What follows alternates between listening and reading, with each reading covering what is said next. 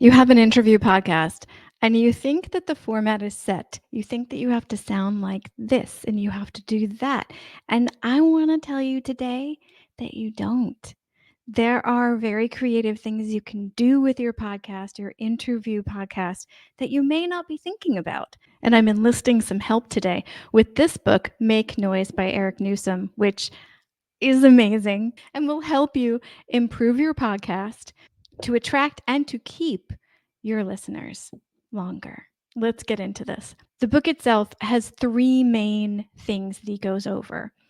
And I'm not going to go into each part because I think there's one specific part that I'll tell you about in a second that is the most important for what we're talking about today.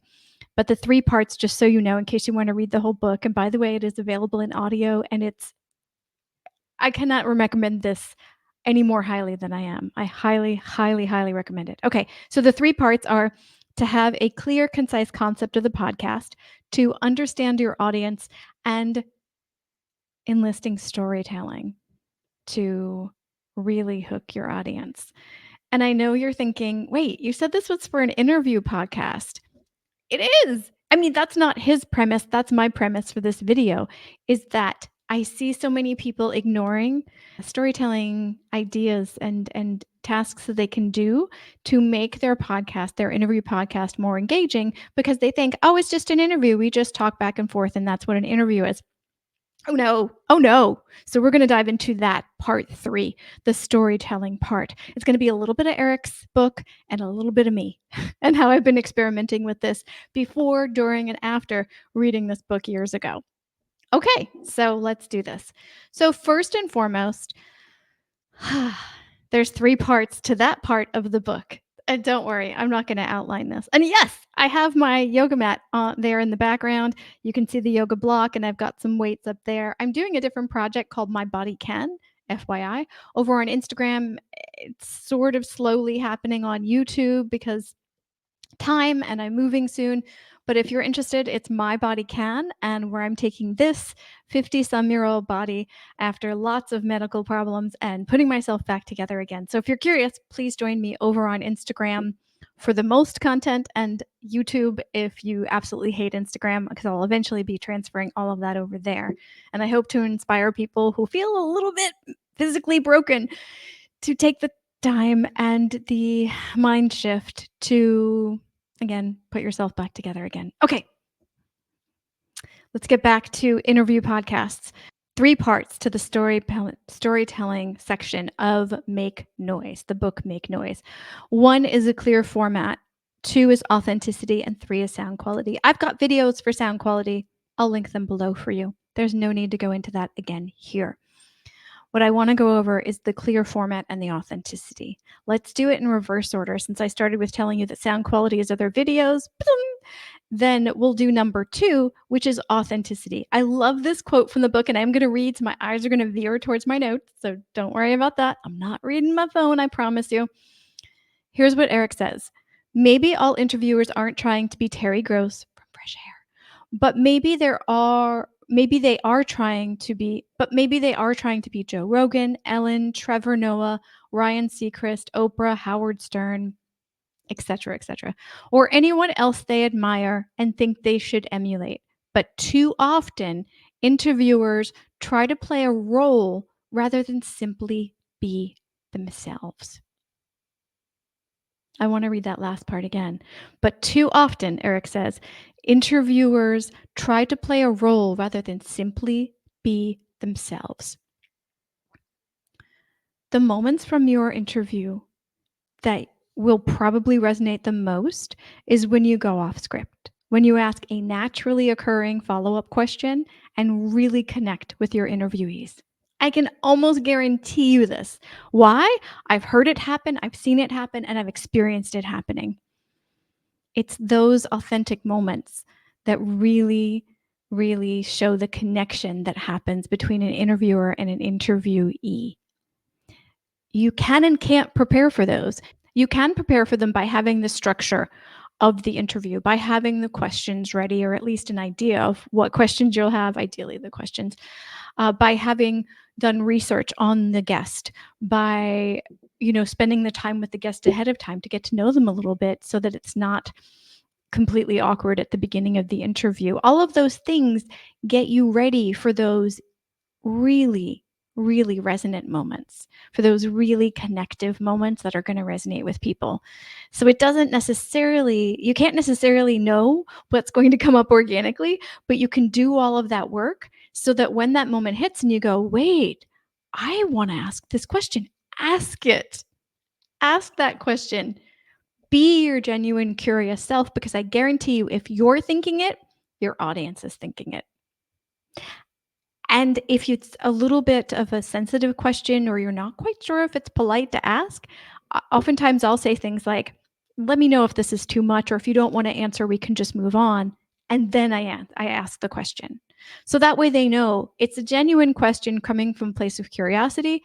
And if they don't want to answer it, move on, and that part is cut out of the episode. So there's no pressure to answer anything they don't want to.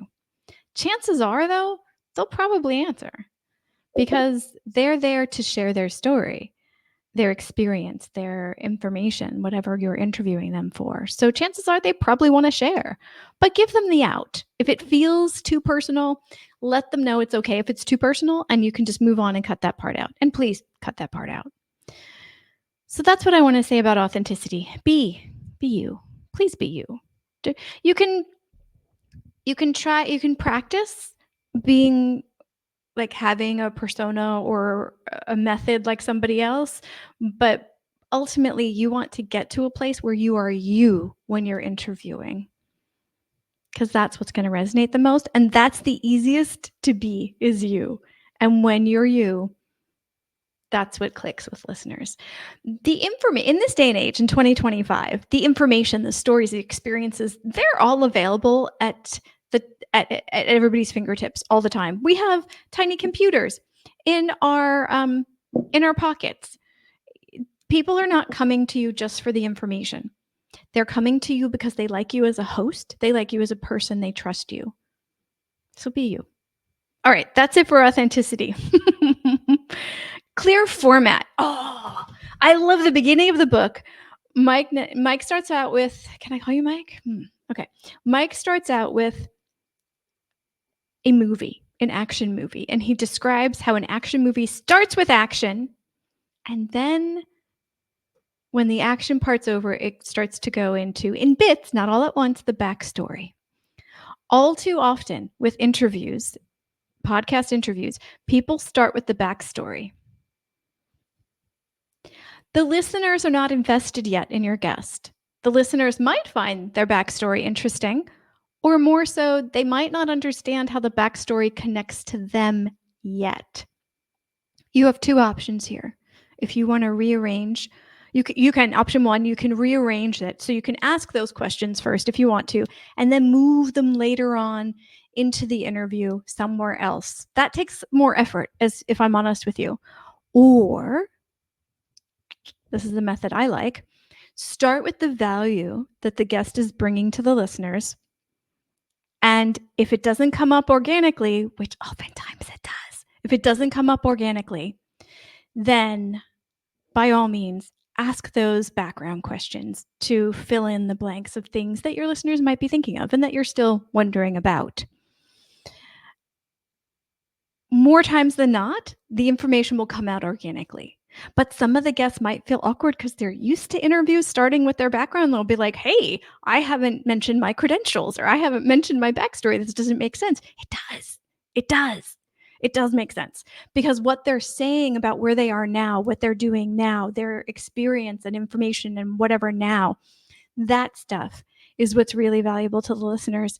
And people will either be curious enough to hop onto their socials or to listen to the rest of the episode, or they'll wait for you to ask them.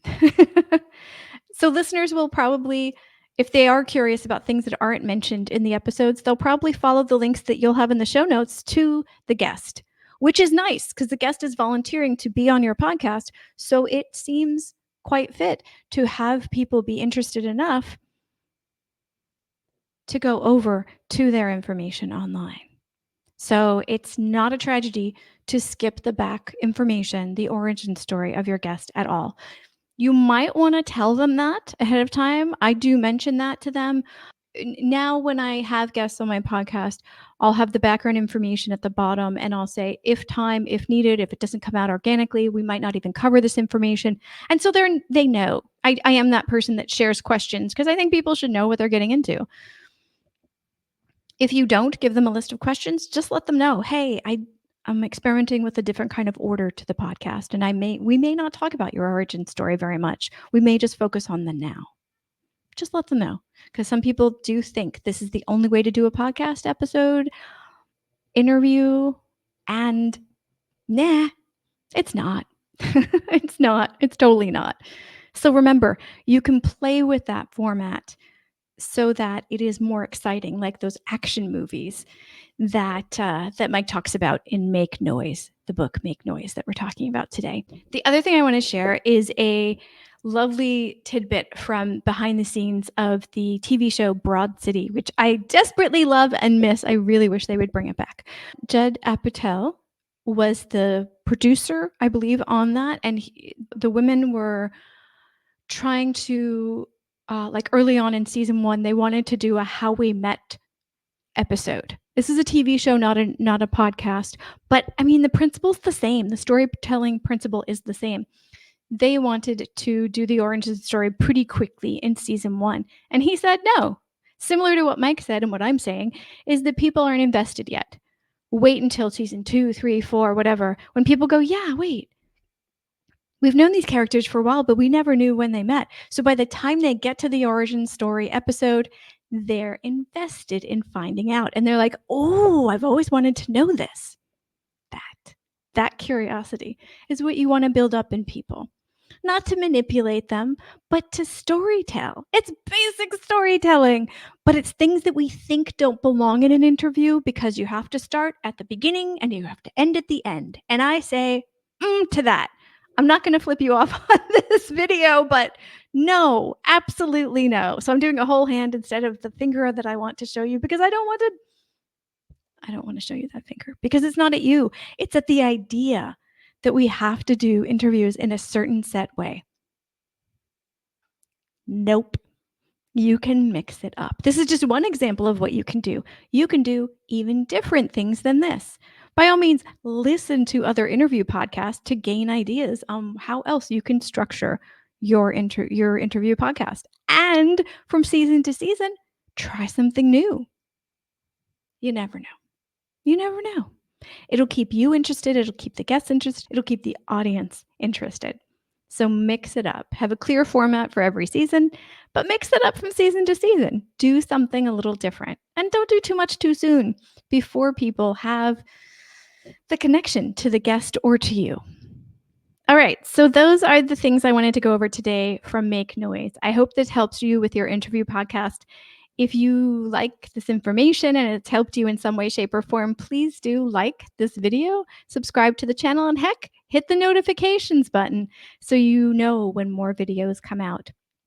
On Thursdays, I'll be adding different tutorials or information on how to improve your podcast audience growth, workflow optimization, and all of that. Thank you so much. See you soon.